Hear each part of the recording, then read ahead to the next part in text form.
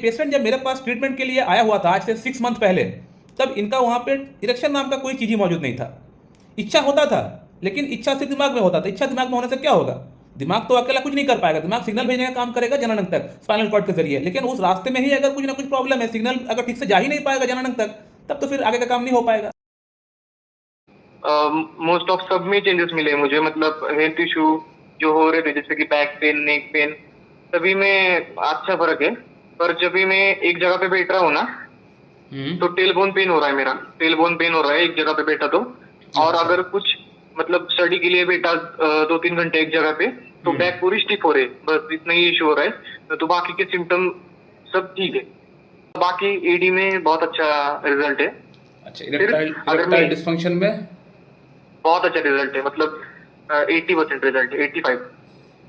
अच्छा, पर एक इश्यू आ रहा है कि मैं अगर एक जगह पे बैठा ना नीचे टेलबोन पे, तो फिर इरेक्शन में इश्यू आ रहा है।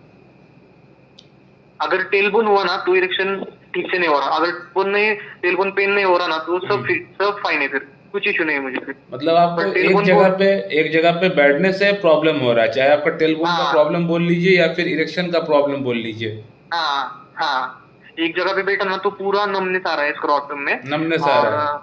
हाँ, एक जगह पे बैठने के बाद अच्छा, स्क्रॉटम में नमनेस आ रहा है, मतलब वो एनएस से लेकर स्क्रॉटम तक पूरा नमनेस आ रहा है, टेलबोन से लेकर स्क्रॉटम तक। सिर्फ यही इशू आ रहा है। अगर मैं एक जगह पे बैठा नहीं, वॉकिंग करता रहा, नहीं तो कोई एक्सरसाइज करता रहा ना, तो ठीक लग रहा है मुझे। अच्छा, मतलब कोई भी प्रॉब्लम नहीं आ रहा। अच्छा। और पहले से बहुत टाइमिंग भी, मतलब जो मेंटेन नहीं रह पा रहा था, 5 सेकंड में गिर रहा था, वो अभी कंटिन्यू रहता है, मतलब कुछ इश्यू नहीं आ रहा उसमें। सिर्फ अगर मैं एक जगह पे बैठा ना तो 2 मिनट में ही गिर जाता है, आया तो भी। अच्छा, वो सिग्नल में इश्यू आ रहा है बैठने का। इतने डॉक्टर को मतलब पैसा मैंने खर्च किया है ना, मेरा एज भी अभी कम है बहुत, मैं जॉब भी नहीं करता था, फिर भी मैंने जितना हुआ मेरे से उतना खर्चा किया है। और आप यहाँ पे आके मतलब पूरा वर्थ है, मतलब जो ट्रीटमेंट मैंने लिया ना, उसका पूरा का पूरा फायदा हुआ। और आपकी ट्रीटमेंट भी बहुत अफोर्डेबल है, 0%। मतलब अभी तक मैं एक होम्योपैथी डॉक्टर का, मतलब पुणे में एक होम्योपैथी डॉक्टर है, बेस्ट होम्योपैथी डॉक्टर, 30 साल का 25 साल का एक्सपीरियंस है उनका। उधर मुझे 0% रिजल्ट मिला था। मैं 6-7 महीने मेडिसिन खाया था, ज्यादा ही, मतलब 8 महीने मेडिसिन खा रहा था मैं, पर 0% रिजल्ट था। आपको एक टाइम में वो एक मेडिसिन देते थे या फिर अनेक मेडिसिन देते थे? बहुत सारे और कॉम्बिनेशन देते थे, मतलब वो मतलब 4-5 मेडिसिन मिलके कॉम्बिनेशन होता है ना, वैसे मेडिसिन देते थे। और खाने के लिए भी देते थे, गोलियां भी देते थे, ऐसे करते थे। लेकिन मैं तो आपको एक ही मेडिसिन दिया सुबह शाम लेने के एक ही लिए। मेडिसिन, और टाइम टू टाइम ले भी पा रहा हूँ मैं, उसकी वजह से आपने एक मेडिसिन दिया है तो। नमस्कार दोस्तों, अभी आपने जिस पेशेंट का आवाज़ सुना है, इस पेशेंट का अंदर यौन संबंधित प्रॉब्लम्स तो है, लेकिन इनका प्रॉब्लम जो स्टार्ट हुआ है वो इनका ब्रेन से हुआ है। ब्रेन से क्यों? क्योंकि अगर सेक्सुअली आपको अराउज फील होना है, अगर आपको एक्टिव होना है, तो ब्रेन से सिग्नल जाता है जननांग तक, तभी जाके इरेक्शन हो पाता है, आप अराउजल फील कर पाते हैं। और वो सिग्नल जो भेजते हैं ब्रेन, वो कहाँ से जाता है? वो स्पाइनल कॉर्ड के जरिए जाता है। T11 to L2, S2 to S4, ये जो पाथ है जिसको हम लोग बोलते हैं ऑटोनोमिक नर्व और सोमाटिक नर्व, ये अराउजल वाला पाथ होता है, इसके ज़रिए सिग्नल भेजता है ब्रेन। तो यहाँ पे अगर कोई रुकावट अगर पैदा हो जाए, जैसे कि इस पेशेंट के साथ हुआ है, आप लोगों ने पेशेंट को एक जगह पे ये कहते हुए सुना भी होगा कि डॉक्टर साहब मुझे सिग्नल नहीं आ पा रहा है। आप लोगों ने सुना होगा शायद, अगर नहीं सुना है तो वीडियो को फिर से आप लोग देखिए।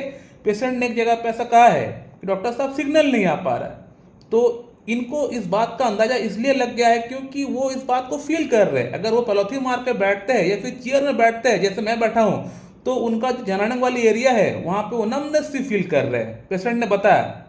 इसके अलावा मेरा वीडियोस देखते हैं तो वीडियोस से भी इनको काफ़ी अच्छी खासी नॉलेज हो चुका है। तो पेशेंट ने तो मुझे क्लियरली बताया हुआ है कि डॉक्टर साहब मैं जब फ्लोर पे बैठता हूँ पॉलीथीन मार के, या फिर जब मैं चेयर में अगर इस प्रकार से बैठता हूँ, तो जो टेलबोन वाली जो एरिया है वहाँ पे नमनेस आना स्टार्ट हो जाता है।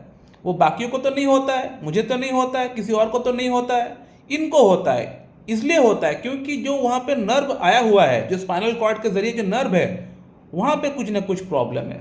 और इसीलिए ये पेशेंट जब मेरे पास ट्रीटमेंट के लिए आया हुआ था आज से 6 मंथ पहले, तब इनका वहाँ पे इरेक्शन नाम का कोई चीज़ ही मौजूद नहीं था। इच्छा होता था, लेकिन इच्छा सिर्फ दिमाग में होता था। इच्छा दिमाग में होने से क्या होगा? दिमाग तो अकेला कुछ नहीं कर पाएगा, दिमाग सिग्नल भेजने का काम करेगा जननांग तक स्पाइनल कॉर्ड के जरिए, लेकिन उस रास्ते में ही अगर कुछ ना कुछ प्रॉब्लम है, सिग्नल अगर ठीक से जा ही नहीं पाएगा जननांग तक, तब तो फिर आगे का काम नहीं हो पाएगा। इसके अलावा ये पेशेंट जब मेरे पास आए हुए थे ट्रीटमेंट के लिए, इनका बॉडी में ऐसा कोई जगह नहीं था जहाँ पे इनको पेन नहीं होता था। हर जगह पे पेन होता था। शोल्डर में पेन, नेक में पेन, पीठ में पेन, कमर में पेन, घुटने में पेन, हर जगह में पेन ही पेन था, जो कि अब पूरी तरह ठीक हो चुका है। सिर्फ एक जगह को छोड़कर, जो टेलबोन है उसको छोड़कर। टेलबोन में भी इम्प्रूवमेंट हुआ है।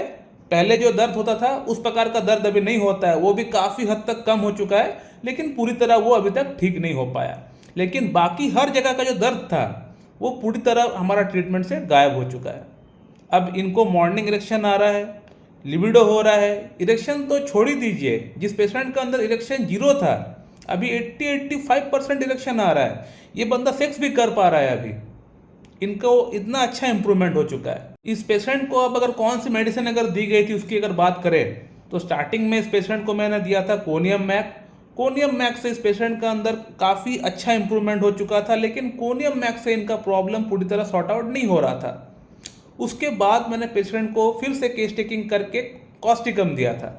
अब कॉस्टिकम से आगे का इम्प्रूवमेंट ऑलमोस्ट अब मानकर चल सकते हैं कि 80-90% इम्प्रूवमेंट हो चुका है।